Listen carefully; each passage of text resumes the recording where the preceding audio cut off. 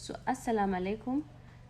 Ko kin san da cewa your vagina is not company da ake yin humra ko kuma company da ake yin turarruka? No. Ko kuma ki ce sai yayi smelling, yayi kanshi kamar na rose, na oil perfumes. No, it's not supposed to smell like that. That is why it's called a vagina actually.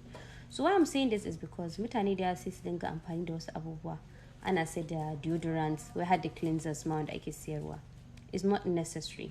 For me personally, I don't think feminine products are really necessary. It's not. If akwai kina tunanin akwai abin da is off a wajen lokacin da ya kamata ki je asibiti a duba ki.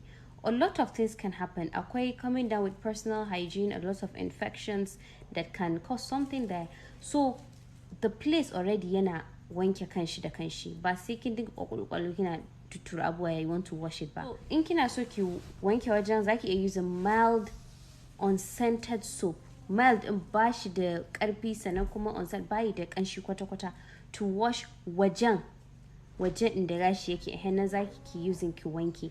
Anywhere inside, my dear, kai ki trying din shi, don't put anything because already wajen akwai abin da ke kira normal flora wanda yake kula da wajen yana kare mace from having a lot of things. So when there is an imbalance between normal pH ɗinki and wannan abu, so you come down with a lot of things. So da Allah da annan mata a gyara wajen ba zai taɓa yin ƙanshin humra ba ko kuma wayannan abubuwan. So mu sani wajen yana wanke kanshi da kanshi. You don't need it. In ma kina so ake wanke kawai da ruwa, it's enough. You don't need any other thing. Balle has cleansers. It's not that deep. So my video is coming up soon on feminine hygiene yana da yawa but kawai dai yau na tunani na ce gaskiya I have to drop this here. So thank you.